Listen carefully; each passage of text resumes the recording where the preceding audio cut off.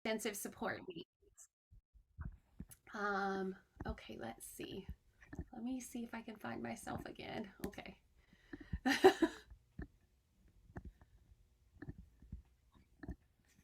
Multitasking here. Okay. There you go. Yay. We're doing it. We're doing it.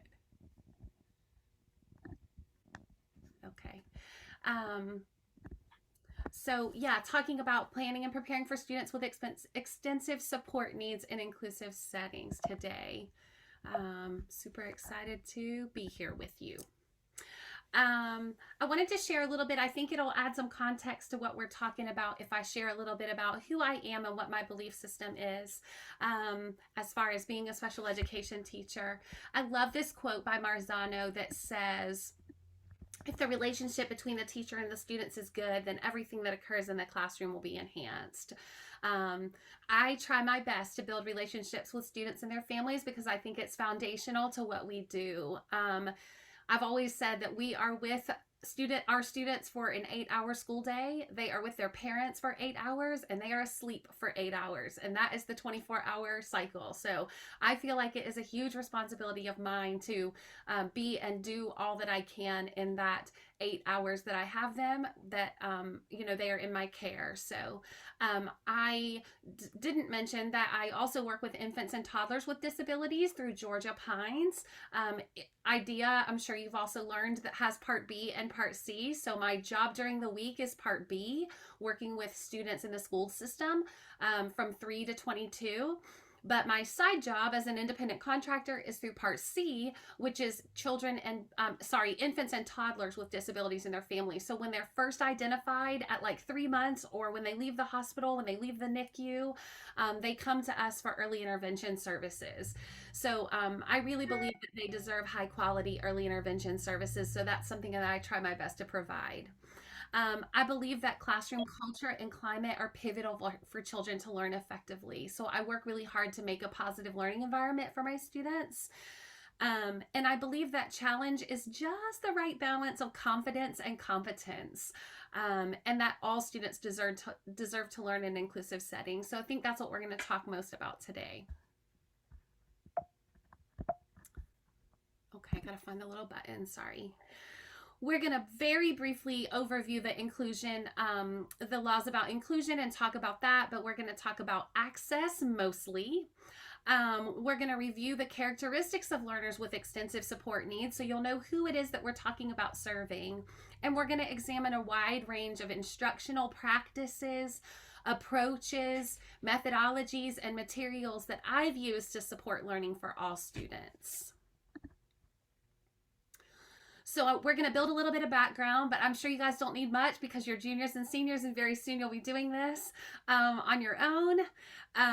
We're going to define what students with extensive support needs are.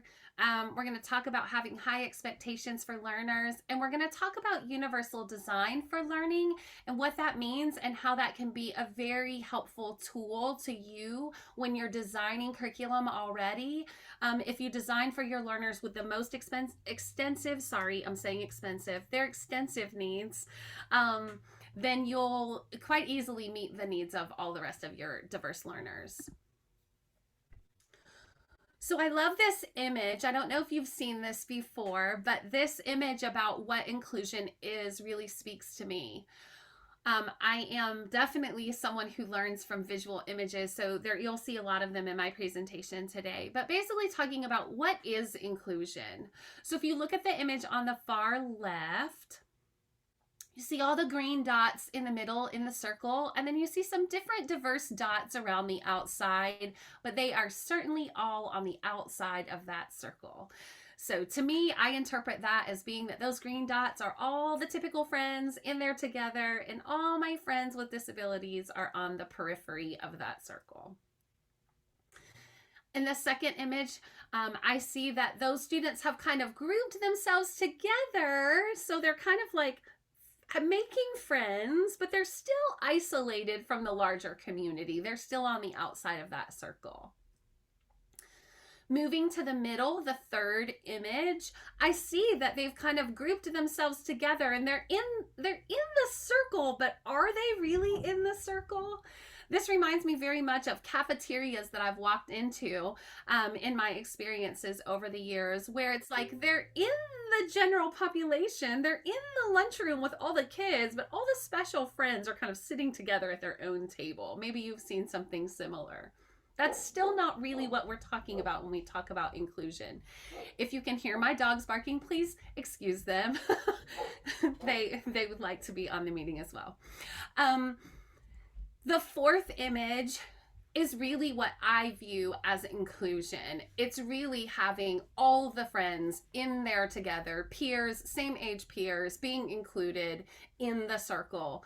And then the last image on the right is one that I really look at as diversity. I think that inclusion and diversity are pretty similar in that way, where we're looking at all the things that make people different from each other, but they're all accepted and they're all included in that circle. So, that Every Student Succeeds Act mandates that we all have challenging academic standards for our students, and that we all leave the K-12 programming college and career ready. That also applies to our students with disabilities. And IDEA, as you're aware, the 2004 reauthorization mandates that we give them access to the general education curriculum in their least restrictive environment, right? That's what we're all trying our best to do every day. The law does permit alternative standards and assessments for 1% of the population, and that's the population with the most significant cognitive disabilities, and that's really the kiddos that we're trying to talk about including today. And so when doing that, we really focus on what Georgia has called priority standards.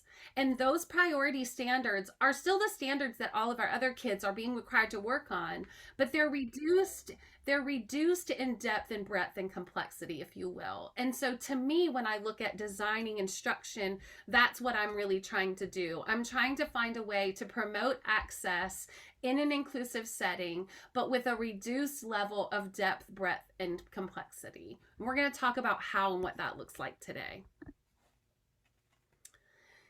But you need to know that there are so many benefits to inclusion.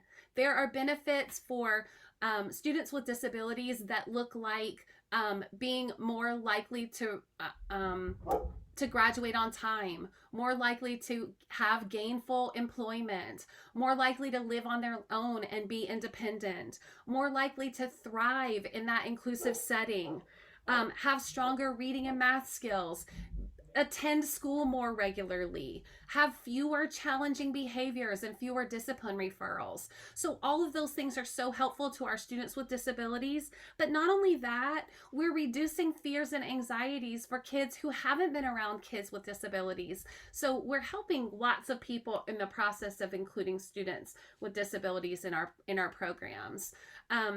I've read that 1 in 20 children has been diagnosed with a disability. And if that's the case, then that gives that one child an opportunity to be included, but it gives 19 others an opportunity to learn about what it's like to support a peer in a natural environment, a peer with disabilities. So I think that's really how I look at it. And I take it very seriously to have that onus and that responsibility on me as an educator. I'm sure that Dr. Sears has showed you this image. I think when we talked on the phone, this was something that she talked about, but I wanted to just bring it back to the front of your mind again today. To me, it's really about the first image there, having one where everyone gets the same supports. Those 3 friends are kind of looking over that fence with the same box underneath their feet, and it's helping them a little, but that one friend is not getting to see over the fence quite as easily. In the middle image, each child is given different supports, and students who don't need supports don't require support, so we don't necessarily have to give them to them. And everyone kind of has what they need, and that's equitable. But in the third image, we're really looking at what breaks down that barrier, what allows all the children to be able to see and have the access to what they need for learning. And so that's what we're going to try to do today, is talk about who and what and how. Are we good so far? Okay.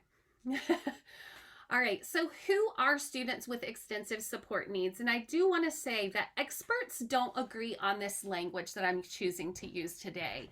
So you may have heard children with severe disabilities. You may have heard children with profound disabilities. You may have heard it referred to in text as children with significant cognitive disabilities. But I think that we're still talking about students who require extensive support in order to be academically successful. It's really the mismatch between their skill set and their environment more than it is the focus on their disability. It's not how severe their disability is, it's how much support they need to be able to learn with everyone else. So I think that shift in focus helps me think about how I'm planning and how I'm instructing and how I'm assessing. And that's really the focus for me as an educator. So for these kiddos, their disability is present throughout their lives. It is not a temporary need. It's not something that was just like, today we're having a bad day and we had a meltdown. This is a student who has a pervasive need for support. Most of the day across most domains. So we're talking about at home, with academics, with social skills, with clubs, with social organizations, with communication, with activities of daily living. These kiddos really need a substantial amount of support, especially for learning. And in that green box at the bottom, you can see some of the eligibility categories that might include. I have worked with children with all of those eligibility categories in my years of experience.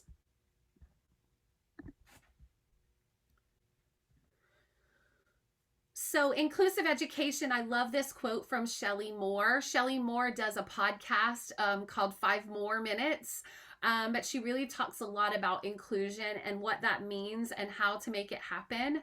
But I love this quote that says that inclusive education is about providing opportunities with support for all students to have access to and contribute to an education that's rich in content and experience with their peers. I feel like that's really what our main goal is. And so she focuses on these 5 things. We're going to talk a little bit in a minute and watch a quick video that's 1 minute long about presuming competence. We're going to talk about how do you help all the learners feel like a sense of belonging in that community, in that classroom community. So this has to do with your level of expectations, a positive learning environment, a place that's safe for them to take risks with their learning, and those types of things. We're going to talk about proximity and participation, about how all learners are organized, like what do your groupings look like? Why do the groupings look that way? And then how are learners interacting and learning with and from one another? What makes the community meaningful for all the learners? And then the planning is a huge part of this. Finding that time is so challenging, but it's so important for them to have that positive correlation and be able to learn from their peers. So I'm going to quickly move us to the next. I don't think my video is going to play though.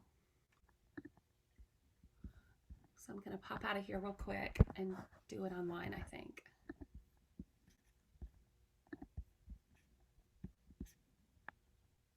Oh, bear with me, friends, bear with me.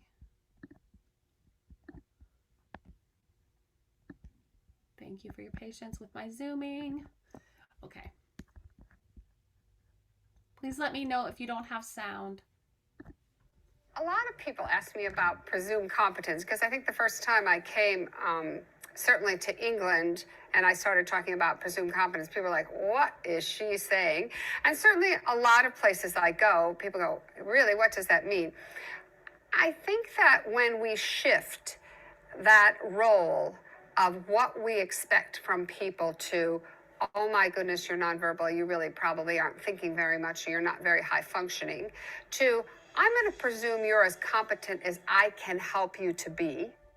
Presuming competence is really about allowing possibilities, allowing that these people that are using AAC could achieve what their peers can achieve. It's just about finding the right way for them to do that.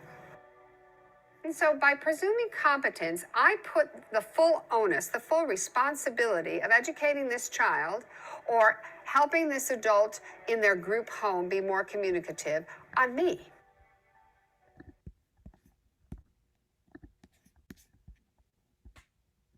I would definitely tend to agree. It's on me.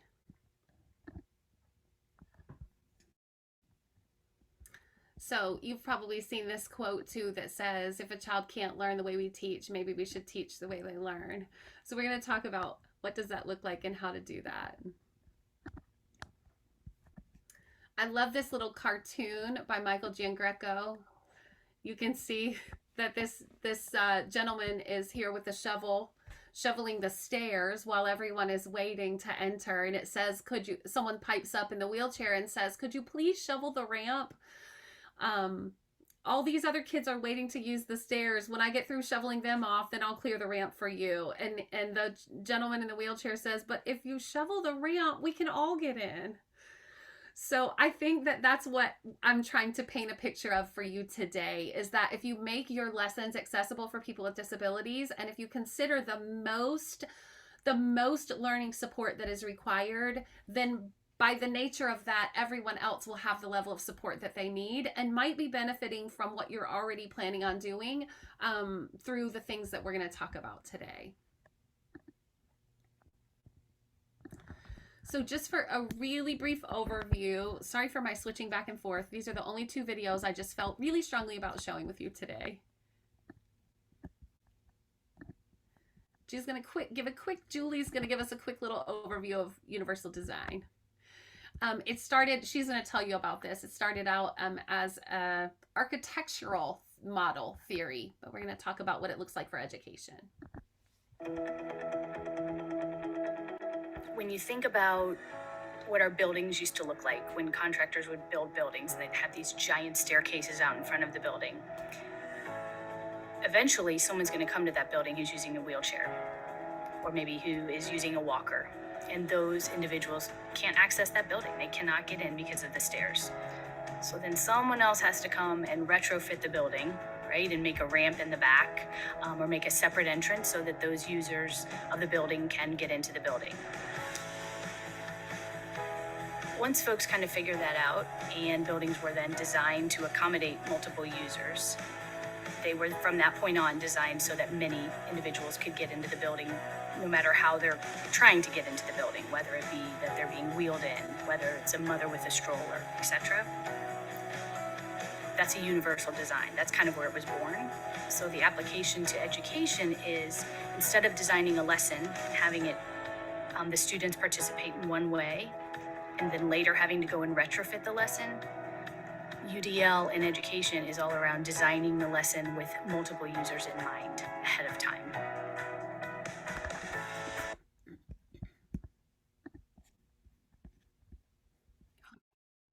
Hope you're feeling enlightened and inspired by this so far.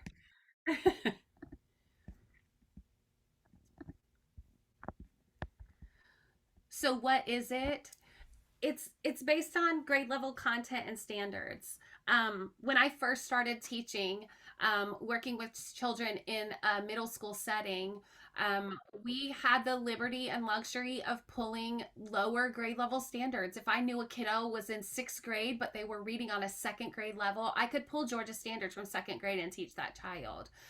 And then it kind of morphed into more of what it is now. Like, why wouldn't I challenge them with some 6th grade level material and expose them to that and provide them access to that and provide learning support so that 6th grade level standard was attainable. So that when they're at lunch or when they're at soccer or when they're wherever they are at home with sibs, that they can talk to them about the same things that other 6th graders are talking about and learning about. So it's age appropriate, but it's also individualized. The hard part about this is that it's designed ahead of time. You're going to meet, and I met with my PLC, and we dug in and we worked hard and we planned a few weeks in advance because we knew that it was going to be lengthy discussions and a heavy lift to pull this off, but not at all impossible. And we were thoughtful in our planning, and we were intentional in our planning, and we were designing things that we knew that kids would be able to have the supports that they needed in order to learn. In my experiences of teaching 8th grade English, language arts, and reading, I was also a co-teacher. I was the special education teacher supporting content area specialist in English and reading. And so when my students were in there and we were reading things like Flowers for Algernon and To Kill a Mockingbird and The Giver, you know, grade level texts and novels and, you know, exposure to things like that, I wanted my students to be able to do those things. And so I designed lessons that made those things accessible to them, whether it was through images or whatever accommodations that they had. That was what my goal was. And then in doing so, to be able to be knowledgeable enough to defend my teaching practices and methodology. So if a parent or administrator came into my room and asked me what was I doing and what my why was, that I had worked with my PLC and that I had designed those lessons and taken part in such a way that I knew what the standard was and where we were going and what I was doing to be able to help the students get to that end goal. Universal design is not a separate curriculum for kids who are on the alternate assessment. And it's not just a special education thing. When I'm designing vocabulary lessons that provide access for a few students with significant support needs, I'm also designing curriculum and vocabulary lessons that are helpful for my English language learners that are in that setting.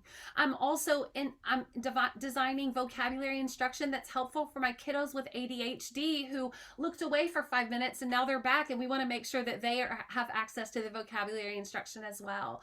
So it's benefiting all the learners that are in that environment. And I think that that's something that it's important to consider when we're talking about this. And I'll have examples to show to illustrate more about that as well.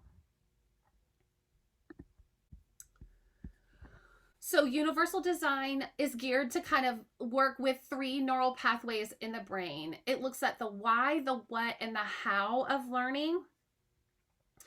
The why instills that kind of like motivational engagement, like love of learning that we as educators have, right? We're jazzed up about that lesson that we planned and we want them to be just as jazzed up about it. So how do we do that? How do we get everyone's attention? How do we get everyone engaged and focused on the same thing at the same time, right? It's a huge challenge. And if you're a parent, it's just as much of a huge challenge. So that's the green part when we're talking about engagement, that neural network that looks at self-regulation, right? Those regulatory behaviors, how to be interested, how to put forth effort, how to persist and persevere when something is hard and you have to overcome. It's not something that you just are naturally gifted in and you naturally know in the classroom. The purple section in the middle represents the what. So this is like letters and words and author's purpose and how we gather facts and information when we see it or hear it or read it. Those kinds of things. The what. What am I looking at? Comprehension, mathematical expressions, science content, vocabulary words, social studies contents, maps, charts, graphs. What am I looking at? What am I supposed to gain from this? That's what's in that purple section. And then the blue section is like strategies and skills for like problem solving, critical thinking, higher order, like executive function. Those kiddos in middle school that are like everywhere and their binder is a hot mess and they need it zipped up because there's papers everywhere. Those kids. And then also like physical action. So like the how to make a peanut butter and jelly sandwich, or the physical education activities that kiddos are required to do. How do they learn and how do they perform those tasks and express their ideas? So the motor movement that is also communication. So maybe that's vocal communication, maybe it's sign language communication, or perhaps it's augmentative and alternative communication with technology support. So you're going to want to think globally, right? I'm a big picture gal. So I want to think about grade level standards. What am I trying to teach? And then dig in with how am I grouping kiddos? What am I teaching? And then what is my assessment? I need to know what they need to know at the end. And I need to know if there's other teachers teaching the same thing, right? Maybe there's 3 third grade math teachers, or maybe there's 5 8th grade language arts teachers. I need to know what they're teaching and what's at the end. So if we design the assessment together, then I know how I need to get my kiddos, or sorry, what I need to get my kiddos to, where that target is that we're going, and how are we going to get there, is my job to fill in. So again, with this, it comes some barriers. Knowing where to begin. I have to begin with the end in mind. I need to know where I'm going. What's the standard? What are they required to know? And what does the assessment look like when they get to the end? Is it multiple choice, or are we writing a 3-paragraph essay? Is it fill in the blank? Am I going to have a word bank? Like, those things matter. And I need to know those things as the teacher, because I need to know what I'm filling in for and how I'm helping kiddos I like to give learning handles, but how I'm giving them something that they can have handles, have a firm grip on when they get to the end, so that they can recall it when they get to that assessment. So as you can hear me talking, I'm sure you're thinking about, ooh, buddy, when am I going to have time to do this, Julianne? What are the logistics? What if I don't have planning with my co-teacher, right? This is why they say teachers do not only work from 8 to 3. One of the things that administrators need to know, and that I'm a huge advocate for, is the fact that co-teachers need planning time together. And teachers in general, elementary teachers, God love, you're teaching all the time, you're teaching all the subjects, you're doing all the things. So being able to be a secondary teacher at least allows us maybe 45 minutes to catch our breath or meet with a teacher down the hall. So that time and the logistics, this is a labor-intensive, heavy lift, but it's not impossible. And just the fact of knowing that I'm designing for a few and helping all, and giving access and support with appropriate level of challenge, that's really all you're doing to break down those barriers. But the fact that there are barriers, and you need to know what those challenges are, and then get ready to run that marathon and jump those hurdles. You can do this. So I worked really hard to kind of pull some work samples to help you guys understand. I said it before, I'm a really visual person. So when we're talking about engaging learners, these were some lessons, a series of lessons that I worked with my PLC, my professional learning community, members on The Telltale Heart by Edgar Allan Poe. So I think it's a really engaging story, but trying to grab kiddos and get them interested in literature, short stories, can be quite engaging. Quite difficult. So we want to engage them. We want to have things that are high interest. And so The Telltale Heart was something that was high interest. We really got them interested in that spooky, creepy eye. I actually brought in a lantern from home, so that when we were talking about he had a lantern, that students had any idea what a lantern was. We don't use lanterns. Everyone's like, I got a flashlight on my phone, right? So no one's using a lantern in 2022, unless they camp perhaps, but it wasn't the lantern that we were reading about in the story. So it's cool to help kids engage, right? Grab their attention with something. Have you ever seen one of these before? Do you know what this is? And then we read the PDF. So we did have, the book with the pictures. But we also, after we read the PDF, we watched a short movie, about 12 to 18 minutes of The Telltale Heart. And then on a separate day, we watched this modification in the bottom right-hand corner where the guy's like kind of poking his eye. That's a modification where someone took some graphics of like more of a cartoon type story and turned that into The Telltale Heart. And so we watched that.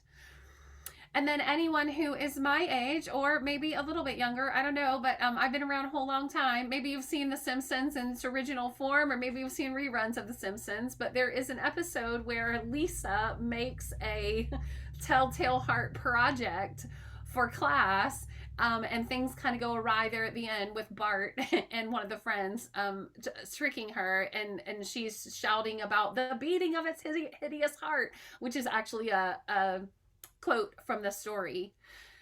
So we want to make sure that we provide all these things that allow that access, and that when the reading of the actual PDF is hard, that we teach our kids that it's okay to take risks, that you're in a safe environment, that no one's going to laugh at you if you read aloud. No one's going to laugh at you if it takes you extra time on your AAC device to answer questions, that our classroom is a safe and supportive place for learning to take place, and that sort of thing.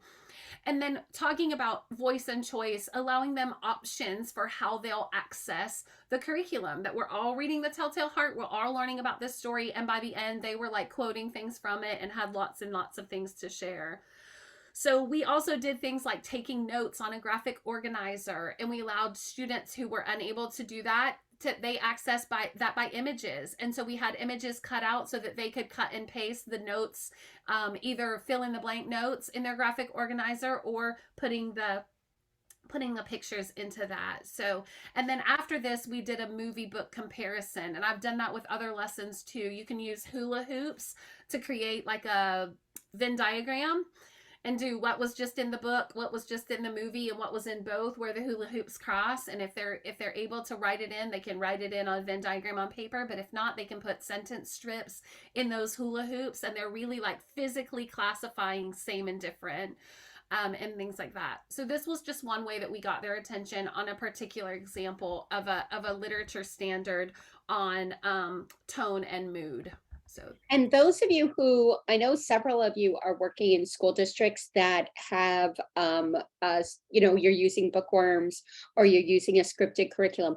All of these ideas, these are all things you can do as part of bookworms. When you're doing Venn diagrams, you can pull out hula hoops, you can have sentence strips, you can do all of these things along with bookworms. It's okay to do these kinds of activities. And actually, it's a great idea to do these kinds of activities.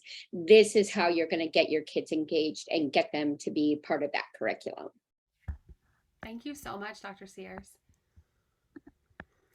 All right, moving right along, the next part of the brain we want to do is we want to have different modes of representation, right? Some kids are paper kids. I'm a paper girl. My calendar is on my phone. However, I have a giant, like, old school paper calendar that I carry around, like, and then on my desk at work I have a huge desk calendar that I mark off the days, like such a visual person. Anyways, so I think it's important that people have multiple modes. My boys would like vomit if I said you need to use a paper agenda, right? They're like, Mom, it's in my phone, come on. So I think that that's important that we give kids, we talked on the last slide about voice and choice, giving them options. Like I've told kids plenty of times in my career working with middle school kids, they're so disheveled, they're so unorganized, things are lost, they're falling out of the locker, I can't find my paper, or I don't know where all the things are. So I think it's important to give them voice and choice. But what I do also is I've told them, you don't have a system, so until you get a system of your own, you can use my system. When you find a system that works for you, you take that system and run with it. But until you find one of your own, let's use mine because mine works. So in this example, we're representing some pre-teaching. So we're doing some of this like activating background knowledge. I'm sure you're all familiar with like a KWL chart. So doing a Padlet KWL chart or a Jamboard KWL chart. You're still getting it across, but the kids are using their tech to do it. I know I've worked in quite a few schools that are one-to-one technology schools. That's not like a common thing, but if it is in your school and you're at a one-to-one device school, these are all good things to do. And there's, I can't remember if I concluded the apps, but I think I did. One of the things I included on the resource sheet is apps, like 40 apps for academics. So hopefully that'll be something that you'll find coming in handy. This blue and white circle up here at the top is how I did a graphic organizer to help a kiddo write an informational essay. No, I'm sorry, this was expository. So you're doing main idea 1, detail, detail, detail, detail, that's paragraph 1. Main idea 2, detail, detail, detail, detail, that's paragraph 2. So for someone who needs that mapped out in a visual way, this makes it accessible to them. And I'm able to give them this and then say, okay, get to getting, type away or write away, right? And then see how they do. And I can do check-ins to say like, you need 4 details. Where are the 4 sensory details? I don't see them. So that makes that accessible. Down here, the bottom two, I have a vocabulary list. So when we're pre-teaching vocabulary, that's something that you can do where you have an actual chart and they can fill that in. They can fill in the blank if it's too much writing for them to do definitions. You can push this out in like a OneNote binder and they can type in or copy and paste your page into theirs and then fill in vocabulary. And you can also kick it old school and have a sheet of images and say, which one does this like? Oh, this one goes with boxing. This one goes like, you know, whatever. So that they can match up that vocabulary in a visual way with images that's on paper. Or you could even do, if you're wicked talented with a PowerPoint, they have a way that you can create your PowerPoint where your slide is a still frozen slide. And then the things that you place on top are drag and drop. So you can have it be on a smart board at the front and you can have your kiddos come up and drag and drop on your PowerPoint. So it makes it interactive, but the whole group can see.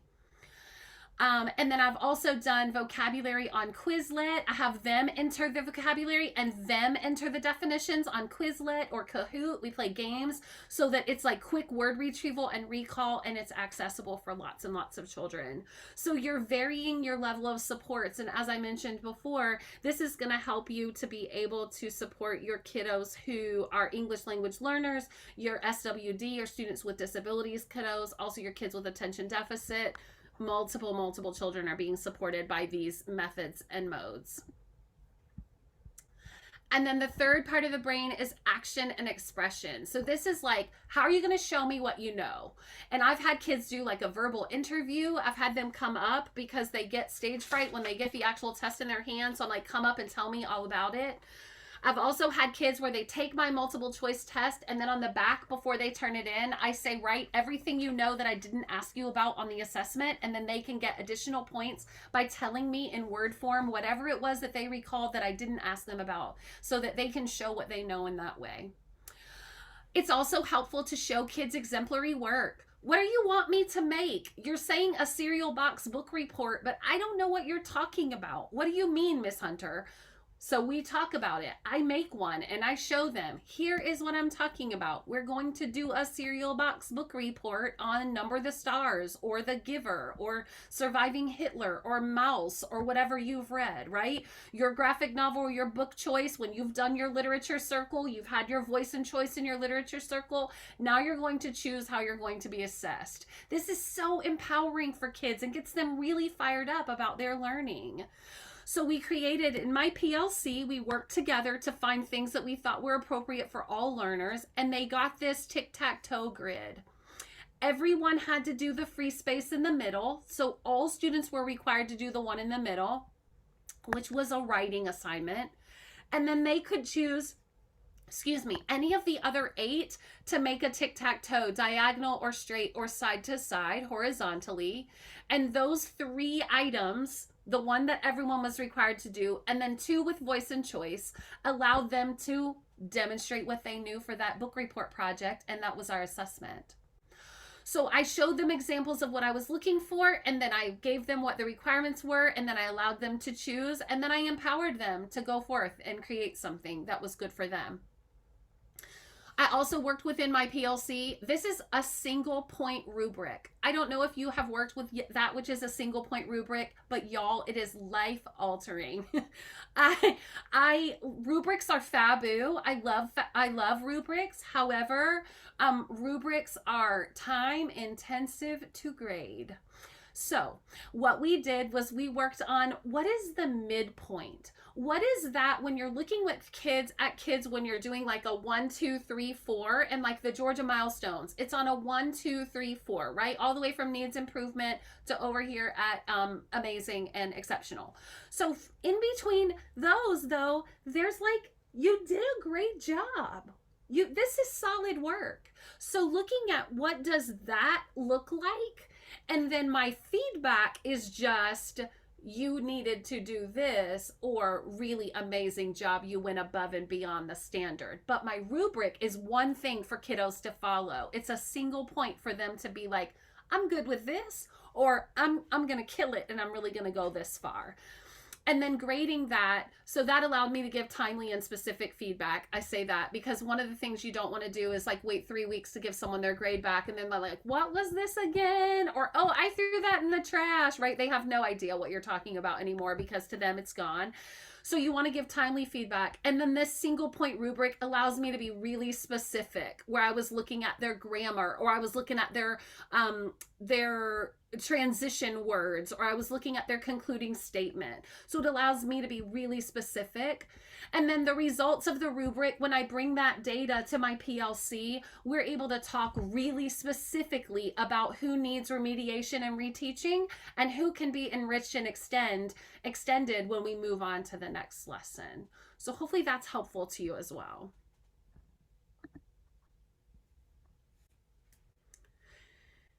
And I like to think of this as the buffet analogy. Universal Design for Learning is a buffet, right? And if your family is anything like mine, it's like planning to host family, right? Everyone belongs and everyone has needs and they're all valued, and the planning and preparing is a really heavy lift for that buffet when I'm having all my family over. But once they're there and everyone's eating and enjoying something that they love, that, you know, is vegan or veg, or is gluten-free, or is dairy-free for the lactose intolerant people, like all the things that my family needs to come and eat together, that's what Universal Design for Learning is for my classroom. So we want to have really simple statements. I can do this. I can create a book report from a cereal box. I can understand tone and mood. I can identify it in a story, in a grade level text. I think those things are so important. It really gives kids handles, but it also tells them what they're able to say. I mastered that. I learned that. We're creating accessible materials for all. We're activating that background knowledge. It's so important. We're following that predictable routine, because I know that my kids at home rely on routines, but I know that my students at school rely on routines as well, right? Everyone wants to know when lunch is. So when you're preparing this buffet for your family, you want to make sure that when you said dinner was going to be at 2, that dinner's at 2, and that everyone's ready to eat whatever it is that they came to enjoy. Voice and choice is important, right? Everyone's going to choose a menu item that they like and that will make their tummy feel full and that they will enjoy eating. I wanted to talk one thing about this quick slide real quick before we run out of time, about natural supports. A lot of students may know someone in their family who has a disability who requires support, and they're familiar with what that looks like. They might have a sibling who is on the spectrum or has a disability, but they're used to supporting those people in that way. And if that's the case, then why can't that be the case across the board? Why can't that be the case in your classroom? Or why can't that be the case at a job site for me who's teaching community-based instruction? When we go into the community, right, I can find people who can naturally support them in the environment that they're in, instead of me having to do all of those things. So creating that for them so that they can be naturally supported. And then 2 things I didn't talk about, but I think are hugely important, especially to elementary and special education educators, are flexible seating. Sitting all over the things. You know, how do I sit when I read a book? I do not sit in a desk chair with my 90-90-90 elbows, hips, and knees, right? Sitting in a desk chair reading my book. That is not how I read. I sit with my legs draped over the side of an armchair, or I sit in a recliner with my feet up, or I lie in bed on my side and read. So how can they do those things at school so that it simulates that and it keeps them engaged during the process when you're saying, read this really challenging text, but do it in a way that's comfortable and keeps you engaged? Or stand at the table and read. Like, I don't care, just look at words. And then assistive technology is another thing. And I will say that the pandemic was something that kind of shoved us all into that use of technology in the classroom and technology supports for learning. But I also think that that's something that we need to keep handy in our toolbox so that we can make sure that we are engaging all the learners and supporting not only communication, but just sometimes it's fun to learn vocabulary through a Kahoot or a Quizlet, and less fun to learn vocabulary from write these 10 words 3 times each, right? You guys all remember those days. And then one more cartoon from Michael Giangreco where he says, "Here's my plan to include James in a regular class. It's based on a NASA model." And the friend says, "It doesn't have to be that complicated." So I tried to make this again for you guys like accessible and easy to understand. And one of the ways that I was able to do that with my team was through professional learning community. And so we have to, as I said, we have to take data. It's a huge part of special education, but I can use that data if I actually analyze it and bring it to my PLC meeting. If we design the assessment together, one of the things that I was most proud of doing is I had my kids, I created our assessments were aligned with standards. So we would have like 4 questions on one standard and then 4 on the next and then 3 on the next. And so I knew exactly which questions were aligned with which standards and which writing assignments were aligned with which standards. So I created a grid and I had my kiddos, if you got number 1 right, color a box in the first column. If you got number 5 right, color a box in the second column. And so that grid created a bar chart for them. And if they didn't have any colored in, then they knew that that was a standard that needed work, because they didn't have any boxes colored in that standard. So that was something that they needed to work on, commas, grammar, mechanics, whatever the thing was. And then if they had all the boxes colored in one of their bar charts, then that showed that they were able to do that standard competently and capably. And so that wasn't an area that they needed to focus on. And then the ones that they needed work on, we set goals together about what they would do in order to be more successful on the next assessment. So we're starting with our goals with our PLC and what our expectations are as a group. We're planning our assessment and designing our assessment together. And then how will we respond if students don't get it? What are we going to do if they need interventions or reteaching? And then how will we respond if they already know it? Like some of the kids are really proficient with these things and they already know before you can begin teaching them. Or they have personal experiences that allow them to be like, yeah, I'm good, I got it. So then what do you do with those kiddos? Do you just drag them through the lesson anyway? Or do you give them something else that's equally engaging and exciting for them to work on? So these are really critical questions for professional learning communities. And if we design with this in mind, then it really helps us in that way. So if inclusive education is fully embraced, then we abandon the idea that children have to become normal of sorts in order to contribute to the world. We start to look beyond typical ways of becoming valued members of the community. And by doing so, we realize the achievable goal of providing all children with an authentic sense of belonging. I just really thought that that quote was so profound. So I wanted to close with that. If anyone has any questions, I know that was like a fast thing. This is a link to you can use this bit.ly here in the middle, or you can use this QR if that's easier for you, but you're more than welcome to take that. It's a document that I compiled that has a plethora of additional resources on inclusion, on UDL. There's books, there's peer-reviewed literature, and there's just some web links and other videos that I didn't include that I wanted to make sure that you had access to because I thought that they were important. Well, thank you so much, Julian, for talking with us today. I also put the link for the additional resources. I put it in the chat box, and I'll make sure I email that out to all of our students as well so that you guys all have access to it. Does anybody have any questions for Julianne?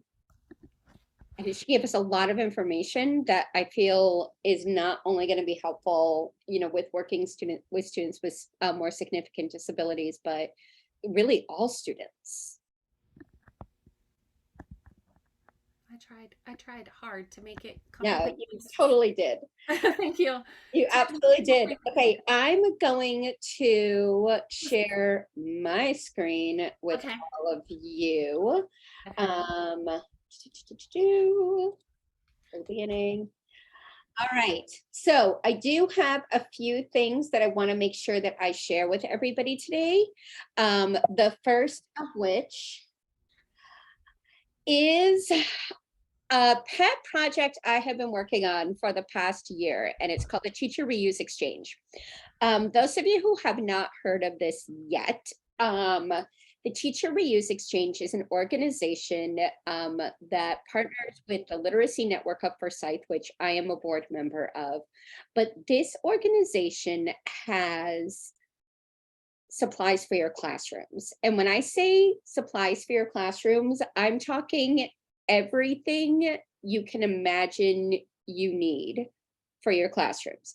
Everything from books to manipulatives to games to paper, pencils, pens, paint, science projects. I mean, if you name it, we probably have it here. What I have managed to do over the past year is to develop a partnership with the Teacher Reuse Exchange with UNG. So it used to be that you had to live in Forsyth County or be a teacher in Forsyth County to go. Well, it is now open to every single UNG student. You can, if you, especially seniors, look at this, look at your wish list of things you want for your classroom, ask other people, and then come to the Teacher Reuse Exchange. We do ask for a $20 donation, but for students, we really don't expect it from students. You can come and fill a bag with all of the stuff you want, and you literally can take whatever you want. Seriously, it's absolutely amazing. I'm going to plan a night that all of you guys can just go, and we'll plan a night that I can bring everybody from our PDC. But these are some days they have set up already. So these are the dates in November. They're open on Tuesdays and Thursdays from 12 to 2, which I know doesn't work for, and 4 to 6, which I know doesn't work for most of you because you're either in placement or you're working. But they do have a Saturday date on November 12th. From 10 a.m. to 4 p.m. And I will be setting up a couple of additional dates in November that will just be for UNG students. So seriously, come check this out. If you have any questions, let me know. But it's really pretty, it's pretty amazing. I've been bringing stuff there, and I literally will go to schools that are closing classrooms, and they'll give me every single thing that was in that classroom. I mean, posters, you name everything. So check this out. It's definitely worth your time. The second is the Georgia Aspiring Educators. If you are not already a member of this group, I highly recommend it. This was what we used to call the Education Club. They do their meetings via Zoom as well as face-to-face. They're changing they're joining, they're becoming Georgia Aspiring Educators, which is a larger group. So highly recommend. Again, I will email these out to you also if you don't get a chance to do it today. And the final thing is UNG Unite. This is relatively new, and I'm going to show you their website, what it looks like. So UNG Unite kind of, it really resembles Facebook, for lack of a better term. But really what it is we're using it for alumni as well as for current undergraduates. They're going to be posting things like career advice and job fairs and things like that through here. We do have our own College of Education group that you can join. It's, as I said, it's relatively new, but we're working on getting some more content in there for all of you. So I highly recommend checking out UNG Unite. And getting yourself signed up. Other important things coming up. Our November debriefing is going to be on November 30th, and we will be having a principal panel that day. So start thinking of questions for principals. I'm going to put up a Padlet again. We have 5 principals that will be attending. The 3 principals from Fannin County will all be there. I also have a principal from Greenwich, Connecticut, who is joining us. She works in a very affluent school district, but is an amazing principal. And I also have a principal who is from a more inner city school that will be joining us. So you kind of will get a good idea of what different principals are looking for as they are starting to think about next school year, because believe it or not, we're already thinking about it. I know it sounds really early, and my seniors, I know we're all saying, oh my God, right now, but we're already thinking about next year. So you should be thinking about that too. Juniors, it's not that far away. It's coming a lot quicker than you think. End of placement, make sure you check your dates for your end of placement. Most of you are ending the Friday before Thanksgiving, the week before Thanksgiving break. I know some of you do have to extend past Thanksgiving break just due to different situations and circumstances, but make sure you're checking the end of placement. Make sure you're getting your mentor and your supervisor observations, keeping up with your 15 and 5s, your biweekly conferences. I haven't heard anything that anybody's doing anything bad. So that makes me really happy. That makes me feel like you guys are doing really well. Start thinking about caps and dispositions and doing your final caps and dispositions. Those will be coming due relatively soon. I know the semester goes by a lot quicker than we think. And I can't believe it's the end of October right now. Your spring courses, if they haven't shown up yet in Banner, I would anticipate them starting to show up in the next week or so. We as faculty have just started to find out what courses we'll be teaching. Juniors, you're all going to have me as a professor next semester, and seniors, you will all have me as a professor next semester as well. So I'm pretty excited. All of you will be having me in class next semester. Seniors, start thinking about your portfolios. Do not wait till the last minute. Okay, so I know right now you're heavy into key assessments and all of that, but once you get those key assessments in, I want you to start thinking about those portfolios and pulling them out and start thinking about artifacts that you can put in there.